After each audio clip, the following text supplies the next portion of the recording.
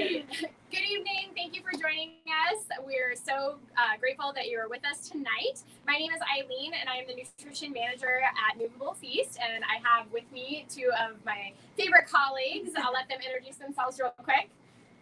I'm Olivia, one of the community dietitians with Moveable Feast. Hi, I'm Isabel. I'm also a community dietitian at Moveable Feast.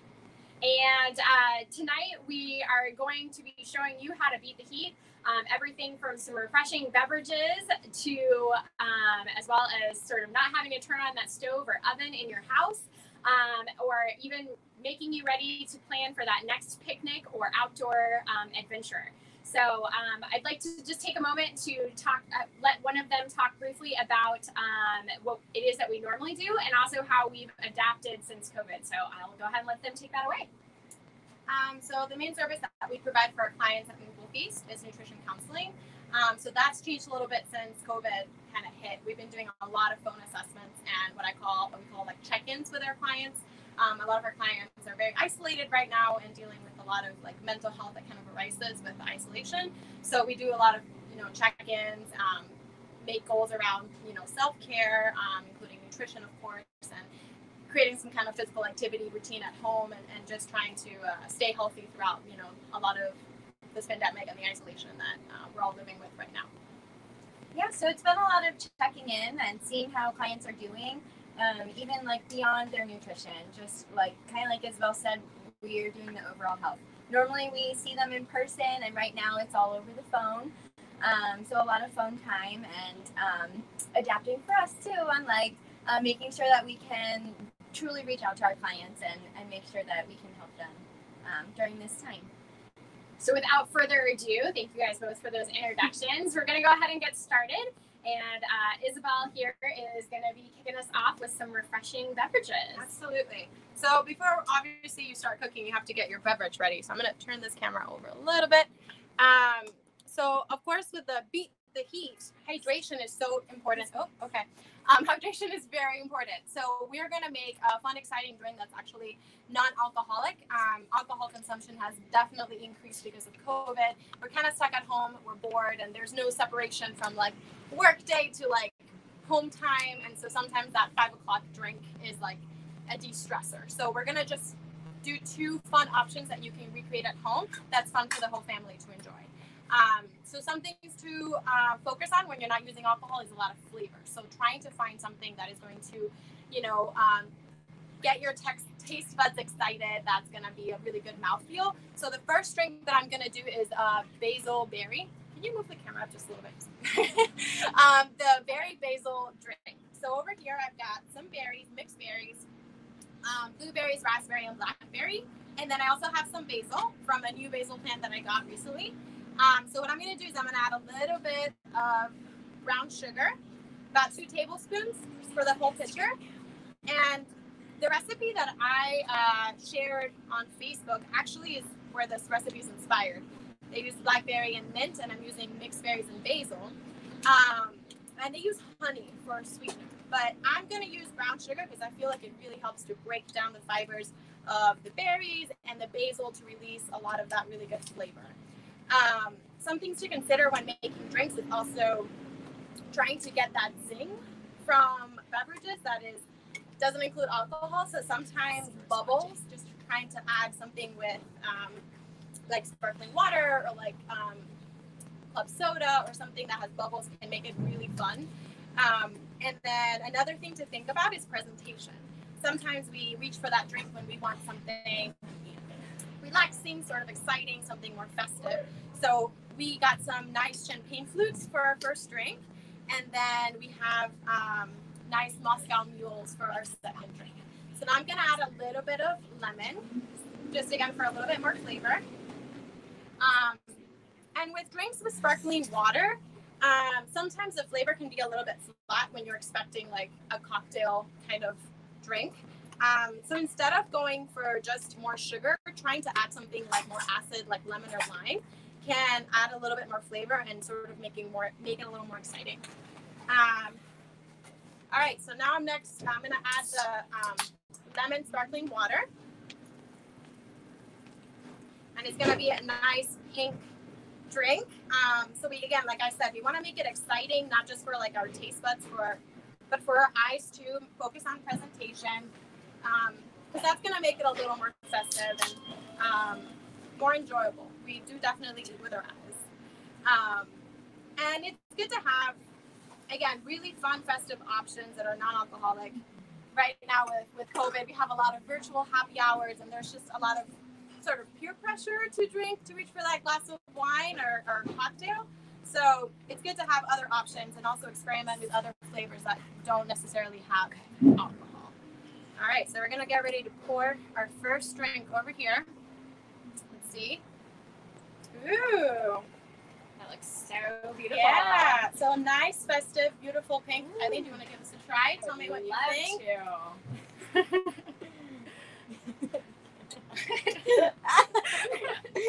And now on my camera. Sorry about that. Okay, this is delicious. I'll pour another one for you in a little bit. So the next drink that I'm going to talk about is going to be a Moscow Mule mocktail, and I'm going to actually use something really special, a local mixer that I stumbled into or upon at Fells Point Farmers Market. So I met Aaron, and he told me all about his mixers that he's doing. And I bought this one called Southside, which is great for like a Moscow Mule mocktail because it's got lemon, mint, and ginger. So I'm gonna add just a little bit of the mixer, and I'm gonna add some ice. So important in this heat. I don't know if you can tell, but we're melting a little bit. And so ice.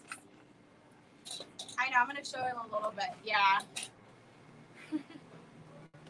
And I've got some lemon. Again, instead of going for more sugar, I'm going to make sure that there's plenty of flavor from the ingredients that I'm using. So lime in Spanish, it's all the same. So yeah, lime instead of lemon to add a little more acidity than just the lemon. And then instead of lemon sparkling water, that's coffee, I'm going to use the lime sparkling water. All right. And the mixer itself has sugar in it, so I'm not going to add any more sweeteners. Again, just trying to enhance the flavors. And the mixer has a lot of that mint ginger taste, so I thought the only thing that would be missing is that nice lemon. So, Olivia, do you want to give this one a try? Yes, on camera. On camera. Absolutely. It's nice and cold. Yes. What do you think?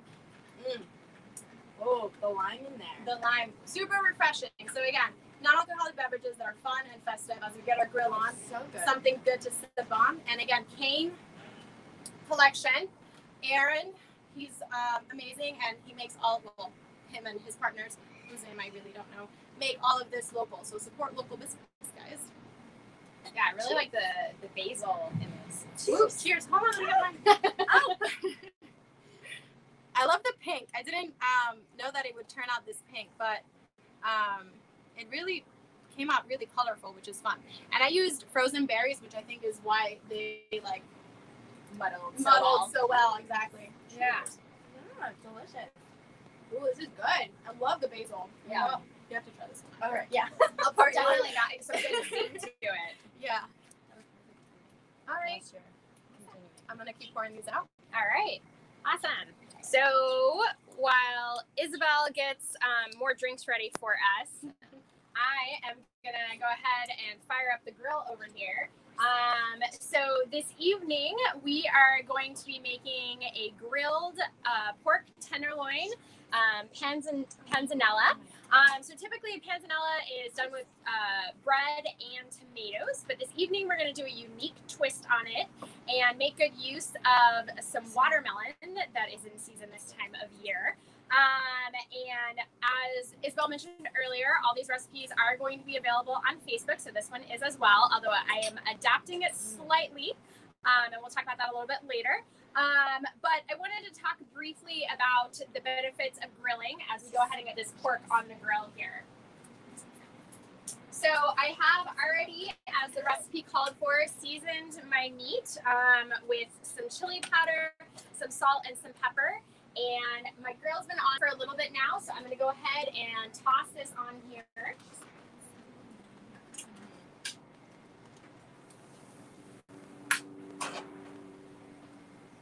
will let the grill do the trick there. So that needs to cook for about 10 to 12 minutes. So we'll keep an eye on that. While we do, just want to talk a little bit about some of the benefits of grilling. So one of the biggest benefits to me, obviously, being a busy mom, is that the cleanup is generally relatively easy. But it's also nice from a nutritional standpoint in the regard that because of the grates and the way everything's sort of set up there, that you're actually, going to lose some of the fat. It's going to drip off as it's cooking, as compared to when you cook meat or vegetables in a pan. They tend to kind of reabsorb that. So it kind of lends itself to a healthier way of cooking. It also allows us to enjoy the great outdoors, which is always nice, especially since so many of us are doing outdoor gatherings these days. And, additionally, just a quick thing to kind of keep in mind is that you want to be sure to avoid charring. And the reason being is that the charring has been shown to possibly cause cancer. And so for that reason, sometimes I encourage, checking on things frequently, or even doing things like kebabs to make sure that you're avoiding that kind of stuff from happening. Now, we were a little worried about the weather. I think we might luck out and not have to deal with moving everybody indoors this evening. But there are some options for when that grill is not available. The broiler in your oven is sort of an upside down grill that you can use, as well as having a grill pan or like a cast iron skillet. Obviously, the cast iron skillet is not going to give you those same wonderful grill marks, but that you're going to be able to have a lot of that same flavor that you get from the grill, and that same searing and locking in of that moisture that makes oftentimes grilling so great. So now I know some of you might be wondering, I am using pork this evening, and I know that oftentimes red meat tends to get a bad rep. So want to talk a little bit about that. Using sort of my philosophy here, and I think Olivia and Isabel would agree with me. I think that all foods tend to have a place in one's diet, so long as you eat them sort of responsibly. And so with that, I think one piece to keep in mind when choosing a red meat or something like pork is being sure that you're picking something that's lean. So obviously our tenderloin here or sirloin are good options. And it's really just kind of helping you to cut back on that saturated fat. So, making a place for that even when, maybe it's not something you're having all the time. The other thing to kind of keep in mind would also be your portion sizes. A lot of us tend to really overdo the portion sizes when it comes to meat in particular. And so really you should be trying to limit that to about 3 ounces. And so to kind of keep all the math out of that or make things less complicated, I tend to get like a pound of something and then split it up 4 ways when I'm done cooking, because it's 3 ounces cooked. And that really just kind of keeps things a lot more simple. I don't have to think about like what that looks like or, weigh it or anything complicated. So those are definitely some tricks of the trade in terms of being able to incorporate even some of those foods that oftentimes are, told to limit. So I'm going to continue kind of working on letting this cook, and we'll kind of see all this come together later. One of the unique things that I'm doing for this recipe and the change that I've made that I'm going to talk a little bit more later is that I'm actually going to also grill the watermelon. So I'm excited to kind of see how that turns out. I've never done that before, and excited for them to try that as well. So without further ado, I'm going to go ahead and sort of turn things over to Olivia, who is going to be working on some salads for us. And I'm going to do my best here to turn it over. Is that okay? Got it? Yeah, as long as it balances. Hi, y'all. Welcome. Hope you're learning something and enjoying some good takeout this evening. So I'm going to start. I'm going to do a tuna salad. So doesn't sound too exciting, but this recipe has just some little tweaks to it that add a little zest. So we'll get there. But first I wanted to talk about tuna just a little bit. And this is really beat the heat. So these are the recipes I'm doing are 2 different ones that you do not have to do. I mean, I'm making it outside here. So you don't even need to be in your kitchen, but you don't need to turn on any of your kitchen utensils either. So or equipment. Mm-hmm. You need to use your utensils. No appliances needed for this No recipe. appliances needed. So I wanted to talk a little bit. I'm using canned tuna tonight. So canned tuna is either found in oil or in water. The main differences there are the calories and the fat amount. And then you also want to pay attention to the sodium. I did buy mine in water tonight. Tuna is a great source of protein. It also has other nutrients. It's got vitamin D and omega-3 fatty acids. It's recommended to eat 2 4-ounce servings. Oh boy.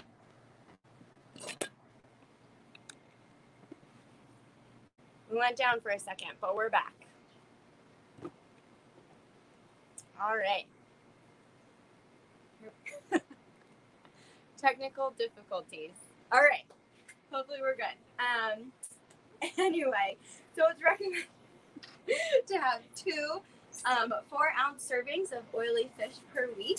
And that could be salmon, tuna, trout, herring, sardines, anchovies, any of those. So these nutrients, especially the omega-3s, are good for brain development and cognitive function. Omega-3s are a healthy fat, and it can help to reduce your risk of a heart attack and stroke. So picture this. It's a super, super hot, humid day, kind of like right now. I am sweating. And you walk outside and you're sweating and you're like, well, I don't want to turn on my oven or my stove, but I need to make lunch or dinner. So what am I going to make? Well, this tuna salad would be a great option for you. I got this recipe actually from Eileen. She shared it with me, but it's from a blog, and the blogger highlighted these 2 things, crunch and zest, and you'll see why in a minute. So in addition to all these nutrients that you're getting from the tuna, this recipe, like I said, doesn't require you to use the stove or the oven or the microwave. It just requires a little bit of chopping. So another great point about tuna salad before I get started with this, putting it together, is that you can eat it in so many ways. You can eat it off of bread, you can have it with crackers, over lettuce for a salad, just dipping some veggies in it. It's delicious. So it's called the Lemon Zinger Tuna Salad. So you guessed it, there's going to be lemon in there, but also some crunch. So we started with, I had some scallions, and then there's also some, this smells really good, some scallions and some celery. I chopped it up pretty fine, minced it all together. And so I'm going to add that in first.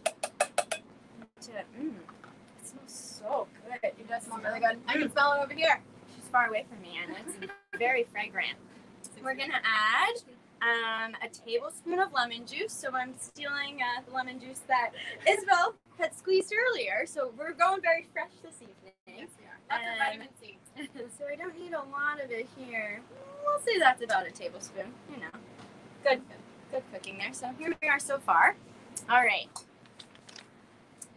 We're gonna add some lemon zest, and I brought my very cute tiny grater. That is adorable. For my zesting. I want to know if this really works, guys. It does. I really am questioning the efficiency of this tiny grater. Yeah, I have like a real grater. I know. No, I mean, I'm not gonna let you look really Bring cute. the bigger one. You guys have to see this because this is pretty funny. Get it, Olivia. We're zesting. Okay, we're zesting. That is the tiniest zest ever. Yeah, there are tiny in there, but we'll scoop So- them out in just 1 minute. So with the zest, you actually get a little bit more of the aroma of the lemon instead of just the acidity of the juice. So that's a great way of adding a lot more flavor into dishes. So I love that you're doing that. Thanks, Isabel. All right. That's a great secret for stuff. Yeah. All right. Well, I think we've got enough zest in there. You can't get that out now. That's okay. All right, we're gonna add 1 to 2 tablespoons of capers. So we didn't really drain these guys, so we're just gonna scoop them out. Oh, thank you. You're welcome. You kind of see my mess. So we're just adding them in here. We're gonna do 2 tablespoons. I don't know about you guys, but I like my capers. Oh, I love Yeah, me capers. too. I can see by the containers that you have of on my lead. Go big or go home. Yeah. So this recipe, you can do a lot of things with tuna salad, but this recipe I am going to use a little bit of mayo. It's not a lot. It's a quarter cup. You could substitute it for something like plain Greek yogurt. plain Greek yogurt, or you can even mash up some avocado and do just a little bit of mayo and substitute the rest for avocado, something like that. So I'm going to go ahead and add this 4th cup of mayo in here. Also, sour cream works pretty well. My brother, who hates mayo, can't stand the taste. We did sour cream for everything. Yeah. So that's also a great substitution. I'm also not a huge mayo person, and I've kind of done like a half and half. So Yeah. I don't have a ton of that flavor, and I'd say that it turns out really well also. Yeah, the only thing with that is like the tartness of like Greek yogurt or sour cream. So if you balance that out, it's definitely works with blending flavors really well. Which is sometimes why that half and half, I feel like it makes for like a better combination. So it's not overly tart from the Greek yogurt. Right. All right, and then I'm just adding our tuna. I took it out of the can, obviously, and then drained it. And here we are. We're just going to add this in. Oh, I did bring this. Yeah. Oh, it looks like the loin is out. Does it look good? Is it ready? It does. It's got some beautiful grill marks. Oh, wow. I'm going to let it rest. It needs to rest for about 10 minutes before we're going to cut into it. Okay. But I am about to go ahead and start putting some of these on here momentarily. All right. Well, that looks good for your next grill session. You can call Eileen. She'll cater. Well, I'm just about finishing up here. I'm mixing it all together. And like I said, you can eat this in many ways. You can have it with crackers, over toast, with some lettuce. I didn't really bring anything for us, but maybe Eileen has some crackers and some toast. Yeah. So, but you can kind of see the final product, and lots of good stuff in there. All right. Awesome. All right, well, let's go ahead and switch back over here, and we'll get you some crackers to try that tuna salad with here in just a moment. So as I mentioned earlier, the little bit of a twist that I'm doing for this dish this evening is that instead of using tomatoes, which the panzanella is usually done with, we are going to use watermelon. The recipe didn't call for this, but I was looking up some unique things to actually grill. And watermelon was one of those that came up, so I'm making that adaptation to the recipe this evening. So I'm going to go ahead and put these on. They're not really going to take more than probably a couple minutes. But while I do so, I'm also going to try and simultaneously talk here with you about some things. So I know earlier we were, talking about some of like the benefits of grilling, as well as being able to include foods you enjoy in your meal, and one of those obviously being meat. But I think something to kind of keep in mind is that is the sustainability of meat eating. Although you don't need to necessarily become full-on vegetarian or vegan or something along those lines, being able to make some small changes in the way that maybe you approach your meat consumption can be helpful for the environment, as well as for your health. So one thing that you can do, there was a big campaign about this for a while. I know it still has some popularity. Is Meatless Monday. So even just one day out of the week, choosing not to eat meat and having a vegetarian dish instead can be a really great way to make sure that you are getting in more vegetables into your diet, but also reducing your meat consumption. The reason that it's important for the environment, for those of you that are not aware, is that meat, the whole production of livestock, produces a lot of carbon emissions, so it has a large carbon footprint, as well as the fact that it utilizes a lot of water, especially comparatively to some of your plant-based items. And so this is just one way in which you can kind of be more conscientious about the meat that you are eating, and kind of reducing and being a little more environmentally friendly, if you will. And there are lots of great replacements out there now too. So, some things to sort of keep in mind in terms of those replacements. I know Beyond Meat is one of them. They have everything from like your sausages, to, you know, your beef. You can even go get those burger patties. So that's great if you, that's great if you're still really craving something that like looks and appears as if it's meat. But then there are also great options such as like, you know, grilled portobello mushrooms. I oftentimes will maybe do like half ground meat of sorts, either turkey or beef, and mix that up with like some chopped like mushrooms for that umami flavor.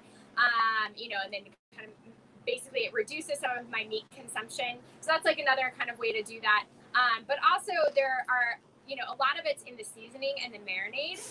Eating Well, which I'm obsessed with, put out a whole layout in one of their magazines where it was called Meet the Imposters. And one of the ones that I did was a carrot hot dog.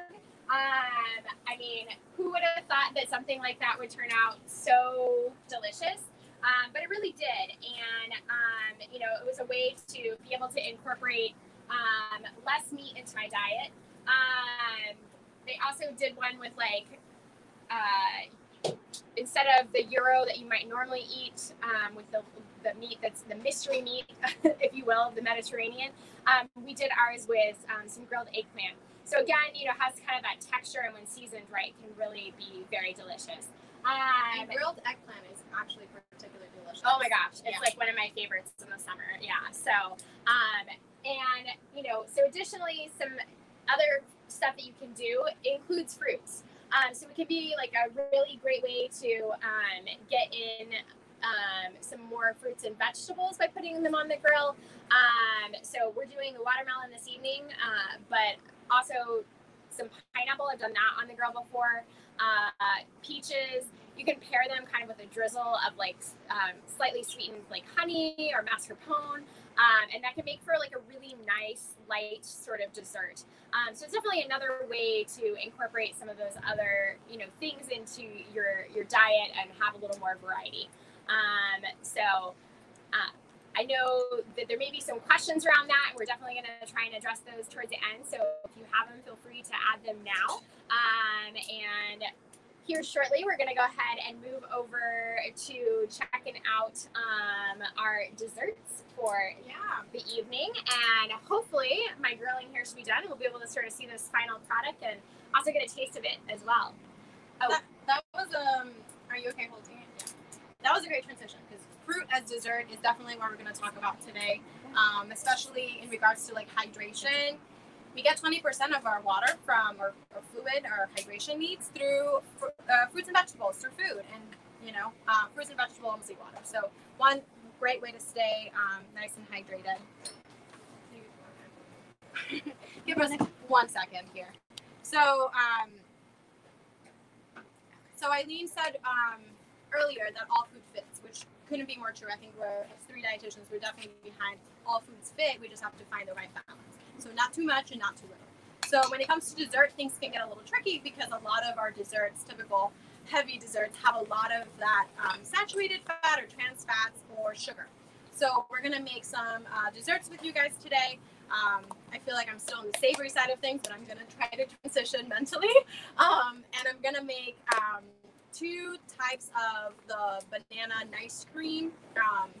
I thought it was banana ice cream. When I try to go online, everybody calls it nice cream. So I learned that recently in the blogging world. So I have over here Eileen's mixer with about 3 frozen bananas. And bananas make a great base for ice cream. They're nice and creamy. They're sweet. So the 2 components that you need fat and sugar for are taken care of by the banana. There's something that's natural, grows on trees, and it's already sweet. So when we try to talk to clients or anybody about limiting sugar, we're usually talking about added sugars, and that does not really include fruits or the other ingredient that I'm trying to include today, which is dates. So those are both natural sugars that you can include that are a whole food that doesn't fall into the category of added sugars.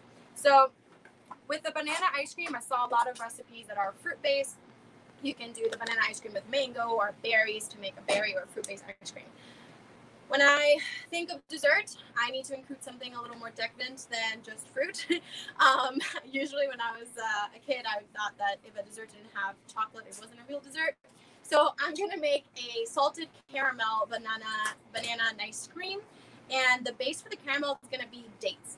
Dates are so sweet, and they have a lot of flavor. It's not when you think about adding sugar to something, usually you just get that sweet component. Dates add the sweet component and a ton of flavor.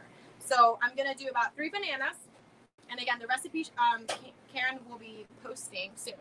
With 5 dates, again, that caramel, okay, 3,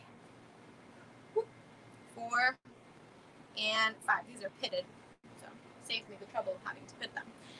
And the secret for having a really successful banana ice cream is ripe bananas. That's it. If you let them ripen, the natural sugars will break down, and it's going to make a really, really sweet banana. And then you can freeze them, even if they're overripe.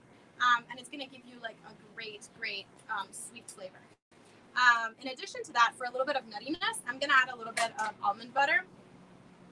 So I'm all about texture, so this is actually a crunchy almond butter. I think that'll add a nice little texture component to this. And this is just to give it, again, another nice subtle nutty flavor. Add about a tablespoon. You guys can't really see this, but trust me. There's a lot of trust. Adding a tablespoon or so. There's a lot of trust happening here right now. But that's okay, because I'm about to disappear to the back scene and blend this, and I'm going to leave you in charge of Eileen with her mocktail, and I will be right back. Awesome. Well, thank you very much. I'm looking forward to trying that out. Yeah, another secret kind of with this, and we sort of discovered this because we've done this one before, is depending on your blender, you might want to make sure that the bananas are at least somewhat chopped up, maybe even a little defrosted. We had a little bit of a mishap the last time that we did this, and I was pretty sure that my blender was going to die on me. I don't think it was very happy about the situation. But I love the fact that she's making good use of overly ripe bananas. It's definitely something that I do in my own home very frequently. I really hate food waste, and so I frequently try and find good ways to like put that kind of stuff to use. And bananas are definitely one of those ones that I never throw away, because as soon as they get overly ripe, they go right in the freezer. And I use them in baked goods. Obviously, this time of year, this is a great way to put them to use. But they're definitely one of those things that, is great. It also allows for you not to have to add more sugar to things, which I know she was talking about is definitely something that we all try and be mindful of. But who doesn't like that sweet treat, right? So this is a good way to put natural sugars to use. Yeah. So I'm hopeful over here that my watermelon is almost done. So are you ready to cross bean salad? Yeah, a little bit. All right, awesome. Well, I will let you transition that then. All right, I'm gonna move us over here again, and we're gonna hope this doesn't collapse on me again. I've had such great luck. All right. So, well, I think we're good. So, anyway, we're going to go a little bit, jump back to the savory side for just a brief moment. We do have that sweetness coming up, which I'm super excited about. But we're going to talk another way to beat the heat. And this is one of my family's favorite recipes. Shout out to my mother. I think she's watching. Hi, Mom. But anyway, it's jam-packed with nutrients, and it's super simple to put together. Again, my recipes I do not even need, well, again, I'm not even in the kitchen. This one just requires some chopping. So all you really need is your cutting board and, a good knife. And besides that, you just put it all together and you're good to go. It doesn't even have a dressing on it. So I also wanted to talk a little bit about locally sourced foods. Energy-wise, if you think about energy, by the amount of energy it takes to produce our food, it's pretty high. And so by buying local, I actually got my tomatoes from a friend. So I got my tomatoes. I chopped them up, in that container, my tomatoes. And then I also, this corn is very local. Well, I picked it up as I was driving back from the beach. And then also the celery was grown by my friend as well. But by buying local or supporting your local farmer's market, it's cutting down on that transportation, the amount of transportation energy it takes to get that produce from point A to point B. And then too, if you're going to your local farmers market, they are helping those local farmers. So, yeah. So let's see here. I have everything pretty much ready to go. I can hear everything sizzling, and yeah. So we're gonna start with my tomatoes, and like I said, they were grown very locally, and they're so delicious. They smell so good. It tastes like candy. It's been awesome.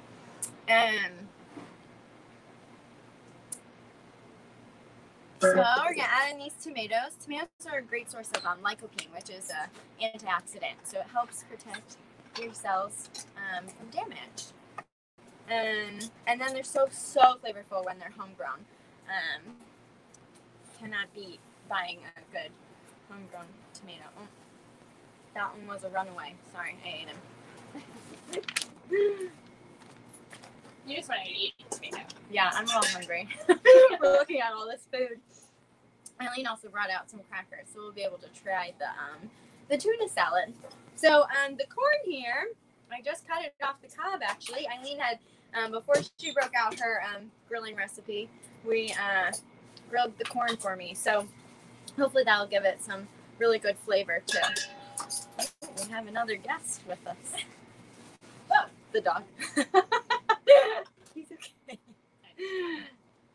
So the other items in this dish, I didn't really go through it, but the other items are black beans, and we're using kidney beans too. So black beans and kidney beans. And here are my kidney beans. I drained and rinsed them. I've got to admit, I couldn't find the low sodium ones at the store that I was at, so I just kind of bought the regular can of them. And then by rinsing them, you can get off up to 40% of the sodium. So they definitely had some in there, and hopefully I got some of it off. I opened them and rinsed them before I put them in these containers here. So we're gonna add, I'm just gonna dump these guys in. I've got my black beans and I've got my kidney beans here too. Beans are such a great source of fiber. Whenever you're ready, just transition back. You wanna go now? Sure. Well, we're gonna pause this for a minute, and we're coming back to our sweet side. To you actually. Great. Brought your spoon. So, well, this is actually my spoon. We're gonna get to another. There we go. Here you go. So this is ice cream that is salted caramel. I put a little bit of sea salt on top, and it's got little chunks of date. So that's almost like the caramel side. So I'm very excited to try this. I'm gonna take a little bit first. It's melting as we speak because it's kind of hot. That's really good. You want to try this? Yes, I will definitely try Oh, it. you're gonna have to come this well. All right. Yeah. And the almond butter adds like a really nice taste, but it's not like peanut butter, which takes over. Almond butter works really well with the dates to like add a little bit of that caramel kind of taste. And the banana it also kind of hides a little bit of the banana flavor. Would you like some more? Definitely beating the heat with that. Yeah, and it's super creamy. It's just melting really fast because it's really hot. It's delicious. Okay, Awesome. Thank you. with that, I'm gonna take a little bit over your space, super quick. We're gonna make our second ice cream. So I have my blender that still has a little bit of the banana, but that's okay. I added a little bit more frozen bananas, about 2 to 3 bananas in here, and then I'm gonna add 5 dates. And the recipe that I'm making is the coffee ice cream. Coffee is one of my favorite flavors. So I'm excited to see how this one turns out. I have not tried this one before. So I'm gonna add my 5 dates for sweetness. And these were dates that were soaked, probably about 3 hours or so, just to make them nice and mushy, so it blends a little bit easier, hydrates the dates, so you don't have like super hard dates when you're trying to blend this. So in addition to that, I'm gonna add a little bit of cold coffee. If I can open this. All right, I'm gonna add about half a cup, but if your blender starts to get really stuck and you need more liquid, feel free to add more. The date should be pretty sweet to balance out a little bit of the bitterness of the coffee. And then something else that I'm adding that I forgot to bring outside is a little bit of the instant coffee, because I want this to look like coffee ice cream, so I want it to be dark. And again, these are super easy. I made this ice cream in, you know, such a quick little time, very few ingredients. You don't have to go anywhere, although it's great to support a local business like the Charmery and Be More Licks. And it's, of course, perfectly fine to treat yourself and have ice cream. But it's good to have other options at home that you can have during the week that still give you a little bit of that satisfy the craving of sweetness without having to sort of account for all the extra calories, fat, and sugar. So I'm going to go blend this real quick, and I'm going to bring you back to Olivia about who's going to talk about more about her bean salad. Mm-hmm. Awesome. I'll be right back. Should I address it now? Yeah. This is how I get here. Going climbing in Eileen's backyard. I'm back. We were talking about beans, and actually, we got a great question from one of our listeners. If we recommend any supplements if we're trying to stick to a plant-based diet. So I wanted to talk a little bit about beans themselves, but also, I mean, for supplement-wise, there's not truly a recommendation. I would say if you're vegan, then something like a B12 supplement could be beneficial for you. If you're really doing plant-based or going more vegetarian, you should be able to meet all of your nutrition requirements with the foods that you can get. But sometimes you might be lacking in some things. It would be beneficial to talk to a dietitian about making sure you're getting complete proteins. So that means it has all the amino acids in it. And that could be like a combination of, say, like beans and rice or something, whereas meat in itself is the complete protein. So hopefully that answers your question. If you have a follow-up, please put it in our comments here. So I was talking a little bit about beans. I added, so far we have tomatoes, we've got kidney beans, we've got black beans. And it doesn't look too pretty yet, but we're getting there. It's going to be so colorful and so beautiful once I add it all in. But beans are a great source of soluble fiber. It helps to keep you full for a long time. And just keeping in mind that if you're adding in extra fiber into your diet, to make sure you're adding in extra water into your diet too. That fiber tends to hold on to that water. So let's see here. Oops, I didn't add my kidney beans yet. So here we are. They're going in too. All right, we're getting a little bit more colorful. I did all of the chopping beforehand, so this is super, super easy. I'm just going to have 1,000,001 Tupperware containers to put together at the end.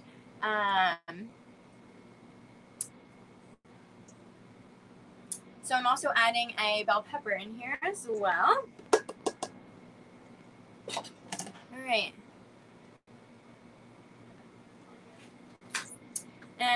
So we're getting more colorful, more and more colorful. And we did have a question. You have a question? We do. Isabel, are there any fruit bases you can use besides bananas? That's a great question. I have not tried.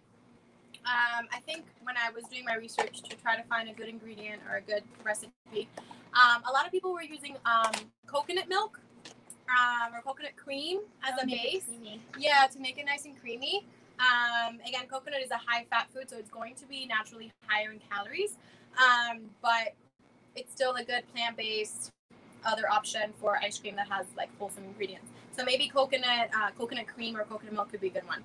I want you to try this one, Olivia, before it melts because it's melting very quickly. You don't have to tell me twice. I think I tried it in the kitchen, and I think this one I like more than the salted caramel. Yeah, is this the coffee one? This is coffee, and then this little nib here too. yeah, and so I added for like a mocha.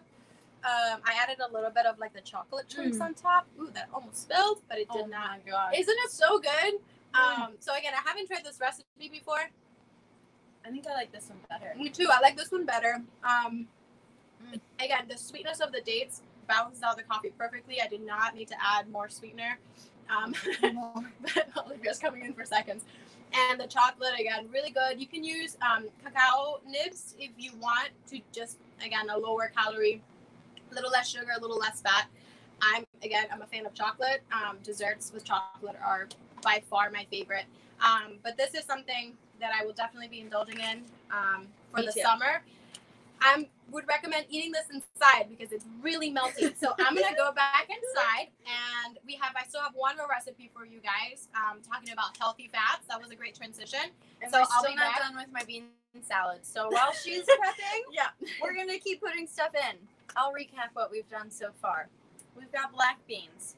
We've got corn. We've got cherry tomatoes, the homegrown ones. It's gonna be delicious. Let's see. We also have the kidney beans in here so far, and the bell pepper. Again, this is gonna make such a. We're talking about eating the rainbow, having all foods that fit. This is kind of throwing a lot of foods in here, but it's gonna turn out to be beautiful. So I talked about my local corn, but I haven't actually added it in yet, local and grilled. So I'm super excited about that. I do have my spoon here. All right. And then also, let's see here. What do I have left? I have the olives. I chopped these up too. Those are going in. We got some green. And then also the homegrown celery, which has a very strong, like almost bitter celery taste to it, but mixed in with everything else, I think it's going to be delicious. So Celery is great for texture. I like to add celery to my all my salads, or most of my salads, just for a nice crisp crunch. I think I'm a big fan of texture, if you can't tell yet, with my crunchy peanut butter and chocolate chips. do you have a clean spoon in there? I do this one. Thank you. And then we're also going to add some relish. Just, let's see. My recipe says about 1/4 of a cup. We're going to do, I lost my 1/4 of a cup out here. A fourth of a tablespoon? 1/4 of a cup. Oh, okay. So we're just going to use my spoon and do about 3 or 4 scoops. And That sounds fine. it's going to be great. And I will show you what my final is going to look like. There's no dressing that goes on this, but you'd be surprised. If you cover it and let it sit for a little bit, all the juices from all the veggies that are in here tend to mix together, and it's pretty awesome. That's the beauty of using like relish or like olives or things like that. I feel like it adds the natural like dressing to it. So you have to add some- Absolutely. So we've got quite the colors in here and a little rumble of thunder, but quite the colors. All right, so we're just gonna mix this all up here. And then Isabel's just about ready to tell us a little bit about some healthy fats. So again, beating the heat here, and this is such a nice dish to bring to, you know, your barbecue or your socially distanced gathering. As I get away from you. Especially, yeah. Anyway, let's see. I think I do have another ear of corn in there. I might add a little bit more corn, but let me show you what this all looks like. It looks like quite the rainbow. Oh, that's beautiful. So And there it we smells have really it. good. Yeah. So many flavors in there. I can't wait to eat it. All right, Isabel. Well, we're gonna shoot it over to you. Awesome. Okay. I think I'm gonna stay where you are. Okay. Let me move. All right. We keep switching. We keep switching back from savory to sweet, and I'm still. Oh, I'm a little crooked. Savory to sweet, but that's okay. We still wanted to share so many recipes with you guys. I like the question about the using something other than bananas as a base, and the next recipe really highlights that, a good healthy fat, that is avocados. So the next recipe is the avocado mousse. I think it's posted. So this is a recipe that uses avocado as the base of like the consistency of the dish. And there's a lot of variations of this recipe online. Some people call it mousse, some people call it pudding. And I'm actually going to use it as a dip. So I'll show you guys what I have over here. So because we were highlighting fruit, I wanted to make it into a dip that we can like dip our fruit into. So the base of this is going to be avocado, 2 avocados. It's got a 1/4 cup of melted dark chocolate chips, about a 1/4 cup of cocoa powder, and a 1/4 cup of maple syrup. And again, the same as the banana, the secret here is just making sure that you have ripe avocados. If not, you're going to have that green, kind of gummy, a little bit tart kind of flavor with the banana or with the avocado. The banana for the ice cream recipe, the avocado for this recipe. I made this in my food processor, and the consistency is great. It was so easy to make. You just grab everything, throw it in your food processor, and then voila. So I think we're gonna hold off on trying this just yet. We're gonna introduce everything else, but again, another base of healthy fat that you can incorporate into a dessert that I think even kids would like. I think kids liking dipping things into something like this. So this is a great recipe for the whole family that includes healthy fats. And again, just a quarter cup of chocolate, and I got so much out of it. It was like magic. So it really like renders a lot of like that chocolate flavor. The avocado is like a great medium for that. So let's take it back to Eileen, who's ready for us. Yeah, awesome. Thank you, Isabel. And I actually have to say that I have made that recipe before somewhat recently. I had some avocados that I was worried about, like not, again, me and waste, trying to make sure they got used up before they went bad kind of thing. And I stumbled upon it, and my husband was like, oh, that sounds terrible, only make a little bit. And then he was upset when I finished all of it. So I have to say it is quite decadent, but also very satisfying. So I just want to go ahead and kind of show you, we do have our grilled watermelon here, which had some really beautiful grill marks earlier. You can't really see them now just because it's all chopped up, along with the bread. And so I made sort of a vinaigrette actually with Isabel's help earlier. Again, making use of that like lime zest, or, in this case, lime zest, lemon zest, etc. Those zests definitely really help to bring out the flavor of the citrus, and really add a lot of additional flavor. And so it has some olive oil as well as some actual lime juice. And so we've just made that into like a really basic vinaigrette. We're going to take these items that we were grilling earlier that I was showing you there, and we're going to toss them into this bowl here, along with some feta cheese and some very thinly sliced red onion. So I'm going to dump that in there. Thank you. My camera person here. I'm getting distracted by how good it looks. I know, we're all starving. We definitely will be feasting after I was this. going to say, do we get to feast after that? Yes. Although this is not the thank you. It's like the best thing for me to be starting with. Thank you. So we're just going to toss that up and kind of let that bread as well as the watermelon kind of soak in that marinade of flavor that we have there for ourselves. I have also taken the time to slice up the pork. So we have that all nicely sliced and what have you here. And then we are going to garnish with a little bit of basil, again, kind of tying back in some of what Isabel was using earlier, really making use of, those herbs and things like that, great time of year for that. So, so I'm going to go ahead and kind of plate this on here so you can take a look at it. And in a moment, we'll get a chance to try that. Are we going to try out our dessert? Oh, yeah. That's a great time to do that. Perfect.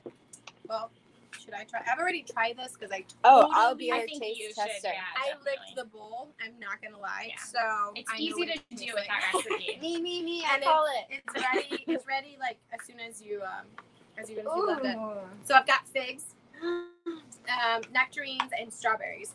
And I shaved a little bit of chocolate bar on top for decoration. So I don't know. Which one do you recommend? I think I'm going with the strawberry first. go for a strawberry. That's a classic. But I might go with the fig next. Okay. Oh, it's thick. Ooh. Okay, so I put it in the fridge after it was done, and I guess it got a little. You can't see me. Here we go. So what do you think? Yeah.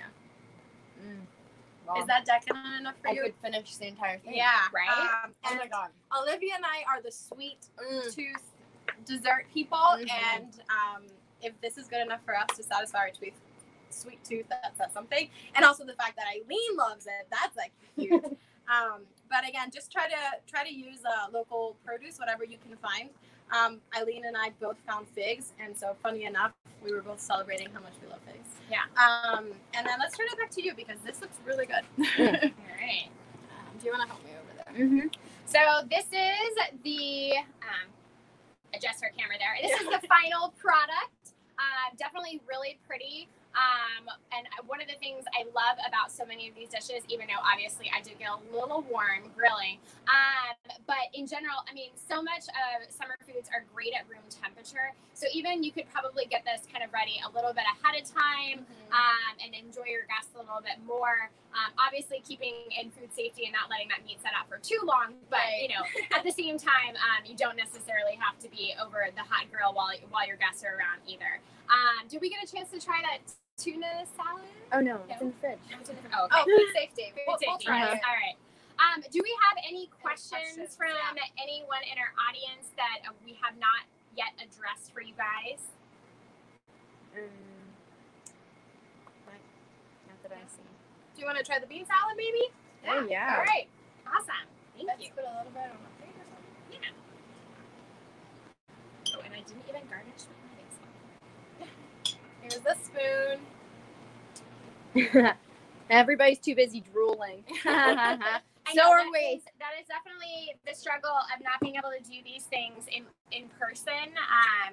We also, one of our big roles at Moveable Feast is that we take on student interns and help them grow and develop to become dietitians like ourselves. And just in time, right? And so we're really bummed that although we will be hosting interns this year, that we won't be able to make good use of having them do food demos and things like that for us and our staff. They might be able to do it in this capacity, but it doesn't mean everyone necessarily gets to try the food. So we did get a question, and I guess a good way to wrap up our ending is, what inspired you all to be dietitians? Oh, that's a wonderful question. Oh, Someone like to start? Sure. I guess I'll start. So when I was 5 years old, I declared to the world that I wanted to be a chef. And then I matured and I grew up and I wanted to do something with health and fitness because I was a huge athlete and I love being outside and being active.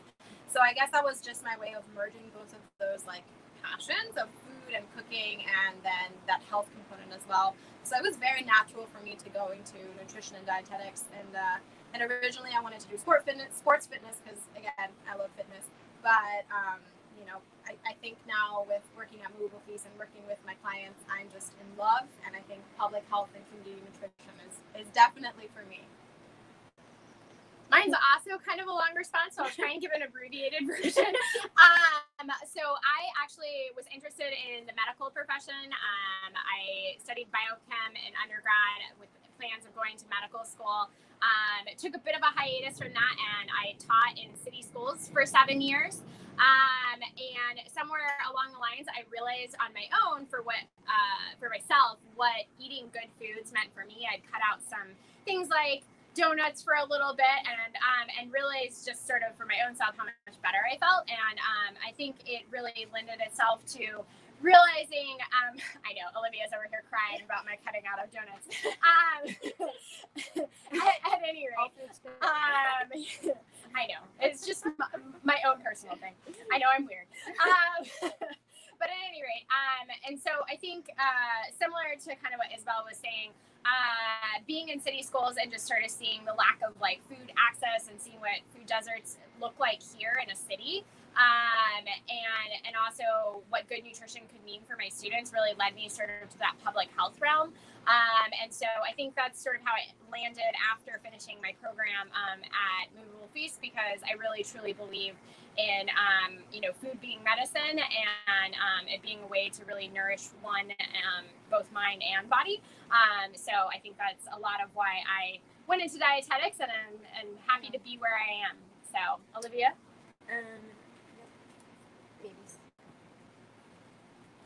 Awesome. Well, my story is similar to theirs, and it could be a very long story, but I'll make it short. That I was interested. I had some of my own health things in high school and had to really change my eating habits. And it was funny when I was learning more about the nutrition.